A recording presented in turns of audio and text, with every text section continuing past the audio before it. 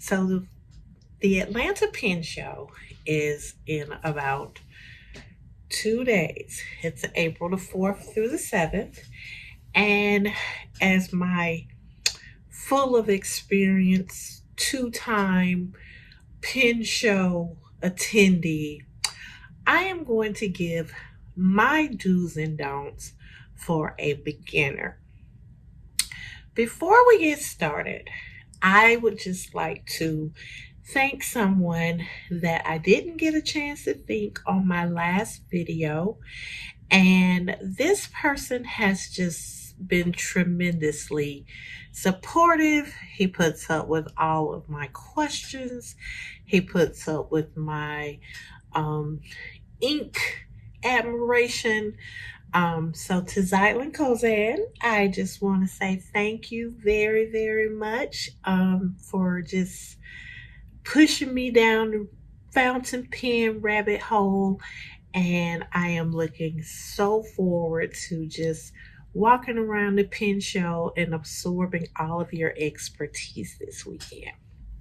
Now, that being said, we're going to get to the real purpose of this video, which is, again, a beginner's do's and don'ts for the pen show. This goes for any pen show that you're going to attend, whether it is here in Atlanta, whether it is wherever.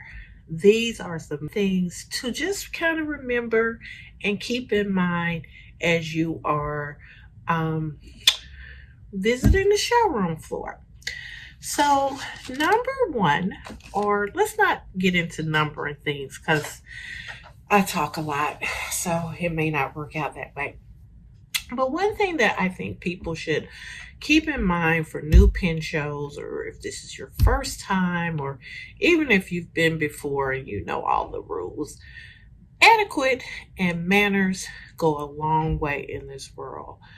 We went to the San Francisco Pen Show last year, and I ended up getting some freebies. And I really believe that I got those freebies because I was pleasant, I was kind, and I didn't make vendors think that, I was wasting their time. So one of the things that I would suggest is Walkaround. The shows generally start on a Thursday or Friday. So if you can go the first day, that's probably going to be great, just because the crowds are not there yet. And you can kind of get in, walk around. When we went to the San Francisco show, I had a list of things, and we didn't get there until the second day of the show.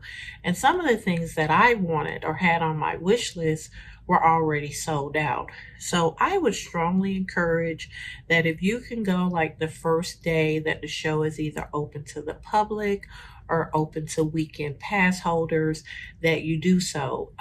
Again, walk around, get a feel for the show.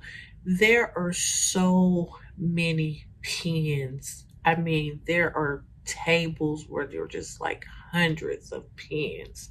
So you need to just be prepared to be overwhelmed with all of the options that are available to you. And I don't know about you, but this girl is always on a budget. So it helps to have this walk around so that you can kind of like not shoot through your whole budget, in the first hour. Expensive pens, do not grab them and start fumbling with them. Ask the vendor, hi, can I hold this? Can I touch this? Some of them will have signs up that say, do not touch. Not a lot of the really, really, really, really expensive pens, they remind you, don't touch this because you can't afford it. Okay? Another thing I just want to say is wear comfortable shoes and hydrate. There's generally like a water table or something like that, but if you can, hydrate. and wear comfortable shoes. So the next thing we're going to go to for me is Nibs. How have you guys been in this pen world for so long and you don't know about customized nibs or having your nibs tweaked so that they, when I tell you guys that this pen was on its way into the trash and now I never not have this pen, like this pen was crappy. I told my benefactor, you bought me a crappy pen. So again, Matthew Chen is the only nib meister that I've ever gone to. So he's the only one that I can recommend. If you have a pen that does not write the way you want it to write, take those pens to the pen show with you and get your nib tuned up. Can I tell you, the first time we went to the pen show, my guy had like 3 pens that he has had since like the late 70s, early 80s. He gave those pens to Matthew to tune up for him, and literally in like a year, he has not shut up about how wonderful those pens write for him. Moving on, seminars and classes. I just have one of my biggest regrets at the Atlanta Pen Show was that I wanted to attend a class. It was something like Doodles and Doddles or something like that with fountain pens. And I went to the room where it was being held and they hadn't unlocked the door yet. But because it was my first pen show, I just so excited. I could not stand in one space and wait like 5 minutes for them to unlock the door. So I left and went back to the showroom floor. And I really wish I had taken that class now. I was so new to fountain pens, and I feel like if I would have taken that class at that time, it would have given me so much more inspiration in writing and arts and just everything that can be done with these pens. So the lady that was teaching the class, I went back that Sunday, and the lady that taught the class, I actually ended up having an opportunity to speak with her and get a picture with her. But again, that class is not even on the list for Atlanta this year, nor was it offered when we went to San Francisco. So while it was a wonderful opportunity for me to learn how to do something more creative and art-like with these pens, I missed out on it just because I didn't have the patience to wait for the door to open. So again, seminars, classes, some of them are free, some of them you have to pay for, but I mean, really, if at the most, it probably takes about an hour out of your day, and you could probably use it because it's a great opportunity to probably rest, meet other pen owners, and just, learn something new about this fountain pen industry. The last thing I'm going to touch on, and I feel like I've touched on it already, but I am going to just say, have a realistic budget for yourself. Yeah, everybody can have their wish list.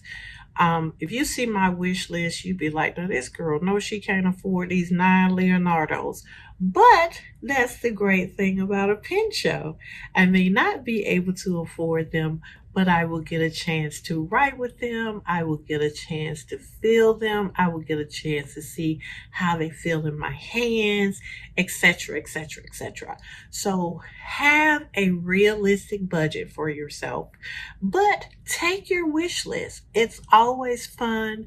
Again, like I say, I've been to 2 pen shows, Atlanta and San Francisco in 2023. This year, of course, I'm doing the Atlanta show this week. My plan is to do the Miami show in July and hopefully the San Francisco show in September. That is a hint to my benefactor when he watches this video. But again, I just say have fun. Keep in mind that, these people travel from state to state, country to country, with these pens, with their supplies, with their, whatever it takes to make it happen for them at these pen shows. So it's really important, you know, don't go there thinking that, you're going to the goodwill of pen stores, because you're not. Everything is pretty much priced to what you can find it, elsewhere in the market.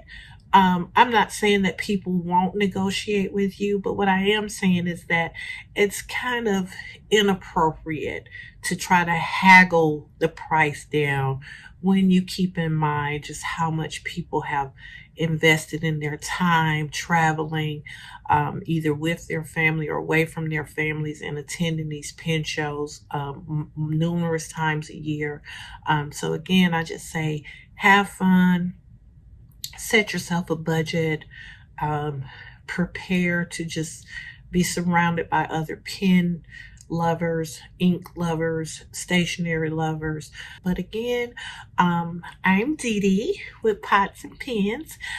My last video, I was told that I didn't ask people to like or subscribe, so I'm asking you to do so now. And for anyone that is going to be at the Atlanta Pen Show this weekend, I really hope that I get to see you, that if you see me, you say hi, we can acknowledge each other.